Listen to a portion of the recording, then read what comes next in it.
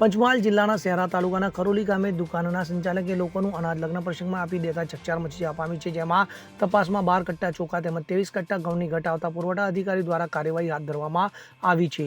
જિલ્લા પુરવઠા અધિકારી હરેશ મકવાણા દ્વારા અનાજની દુકાનો પર ગેરરીતિ થવાની ફરિયાદોને પગલે તપાસ હાથ ધરવામાં આવી હતી। ત્યારે શહેરા તાલુકાની ધારાપુર ધાયકા ખરોલી ગામની સરકાર માન્ય વ્યાજબી ભાવની દુકાનોમાં આકસ્મિક ચેકિંગ હાથ ધરાયું હતું। ચેકિંગ દરમિયાન ખરોલી ગામની સરકાર માન્ય વ્યાજબી ભાવની દુકાનોમાંથી 12 કટ્ટા ચોખા તેમજ 23 કટ્ટા ઘઉંની ઘટ સામે આવી હતી। જિલ્લા પુરવઠા અધિકારી દ્વારા આ બાબતે ખરોલી ગામની વ્યાજબી ભાવના દુકાનના સંચાલકને પૂછતા તમામ જથ્થો ગામમાં લગ્ન પ્રસંગમાં વેચાણ કર્યું હોવાનું જણાવ્યું હતું। તમામ 35 અનાજના કટ્ટા ગામમાં લગ્ન પ્રસંગમાં બારોબાર વેચાણ હોવાનું સામે આવતા ખરોલી ગામના વ્યાજબી ભાવના દુકાનના સંચાલક સામે નિયમાનુસાર આગળની કાર્યવાહી હાથ ધરવામાં આવી છે।